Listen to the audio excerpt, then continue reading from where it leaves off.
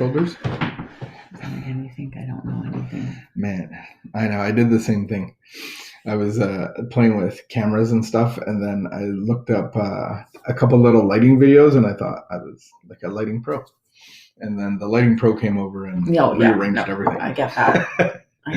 Hey, good morning. Morning Devos. It's Monday morning.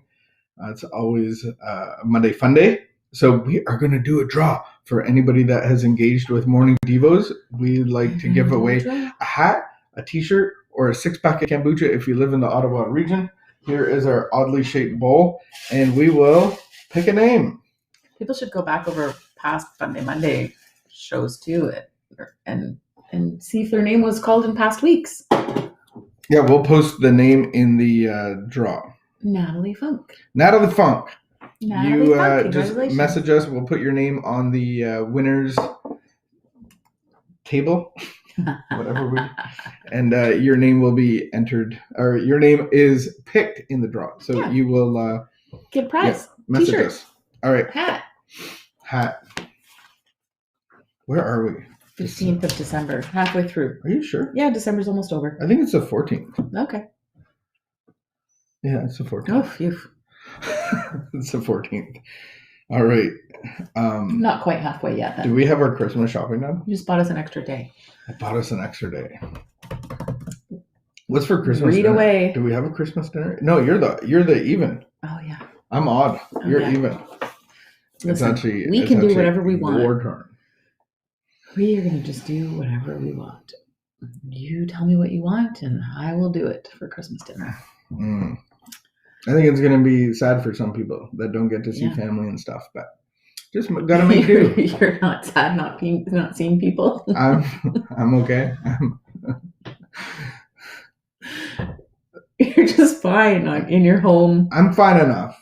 You're just fine in your home, just doing your thing. I'm great enough. With your camera. I'm content enough. Just content.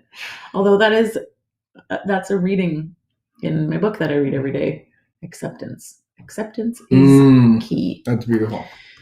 Today's reading, Clear Thinking, from Melody Beattie's book, The Language of Letting Go. A meditation on codependency. Strive for clear thinking. Many of us have had our thinking clouded by denial. Most of us have even lost faith in ourselves because we spent a degree of time in denial. But losing faith in our thinking isn't going to help us. What we need to lose faith in is denial. We didn't resort to denial, either of someone else's problem or our own, because we were deficient. Denial, the shock absorber for the soul, protects us until we are equipped to cope with reality. Clear thinking and recovery don't mean we will never resort to denial. Denial is the first step towards acceptance, and for most of our life, we will be striving to accept something. Clear thinking means we don't allow ourselves to become immersed in negativity or unrealistic expectations.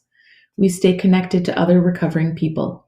We go to our meetings where peace of mind and realistic support are available.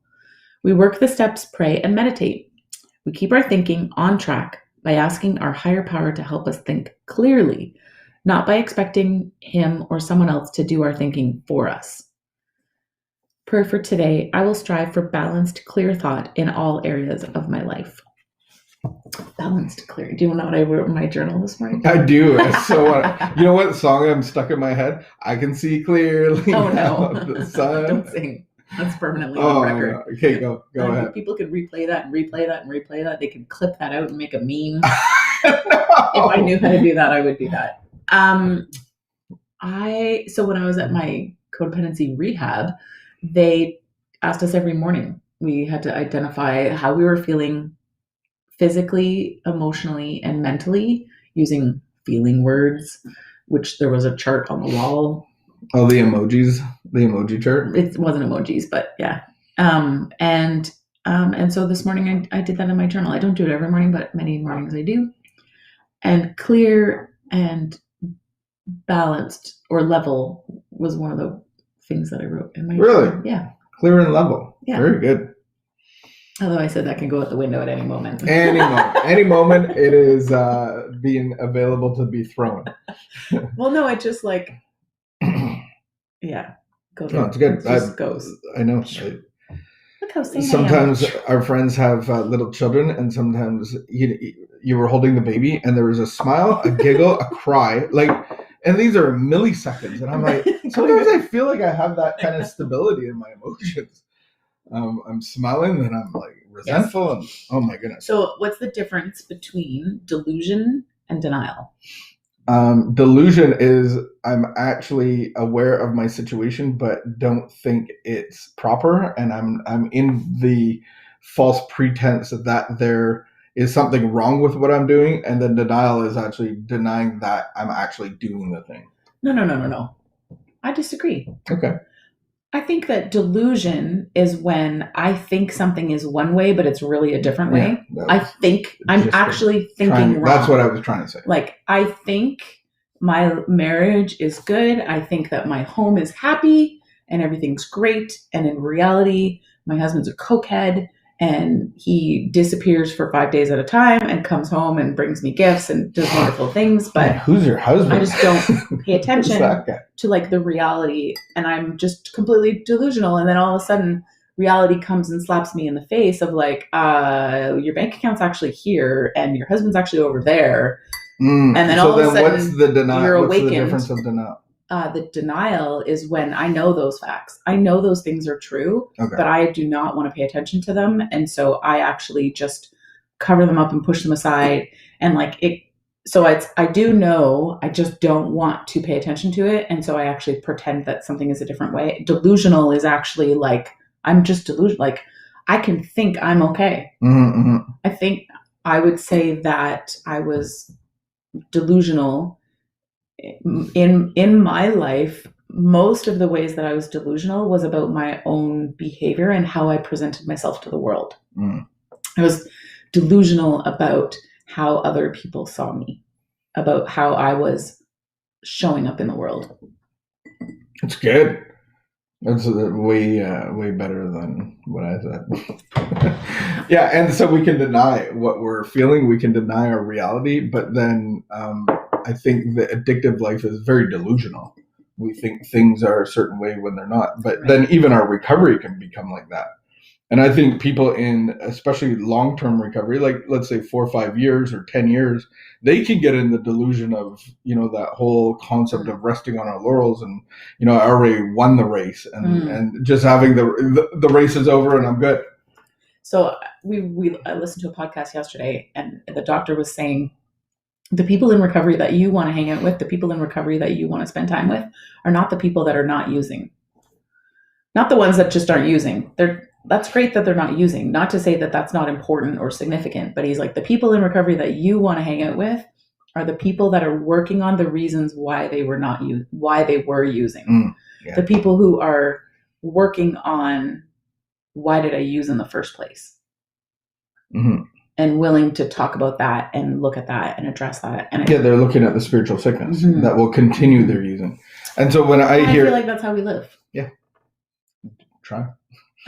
So can for go out us, the window any moment. For me, if someone goes back out and uses, I don't feel harsh or judgmental about that. Like I know that it's a reality. I fully understand that. Like when you're working recovery. And, and especially in the beginning, if you're going to meetings, you're sober, but that's very precarious. Like that can go out the window at any moment. And so if you do go back out and use, I'm not surprised, disappointed, nor do I feel judgmental. Mm-hmm. And so I actually really love it when people come back, because when we were doing our shows, we were doing our monthly shows, Ashes to Ruby shows. And like, there was people that, it's not like in a gossipy way, but you just hear like, oh, so-and-so like is going back out. And you're like, oh man. Man, they just did their story at Ashes to Ruby like 2 months ago. We just saw them last month and, they were doing great. But that doesn't like, it doesn't mean that like, they're not thrown out the window. For me, when they come back, I'm like, hey, that's amazing. You're back. And so like, this time things could be different and here you are and that's great. Let's just move forward. That's how important clear thinking is, because that's how somebody can be sober and then all of a sudden be at a cocaine dealer. That's how, oh my gosh, that's how sensitive our thinking is. That's how close to the edge we can be. And so we can be in delusion on how close to that edge we are. And I think for me, what I've seen is relapse is a sign that I don't have recovery. It's not a part of recovery. It's actually a part of going like, I don't really have recovery. I'm still relapsing. And so what do I have to do to clear up my thinking? And we look at the process of step 4 and 5 that really clears up our thinking. We're looking at our belief systems to actually change our thinking. We have to change our belief system. So God can do that through our faith. So I was reading in my Bible this morning. I have it's called a study Bible. And it really explains everything. That's how I have to read it. And so I was reading in my study Bible this morning, and it was like I think it was a verse in your strings. How can you go through a day with I think it was like in Proverbs or something. And then it was talking about like,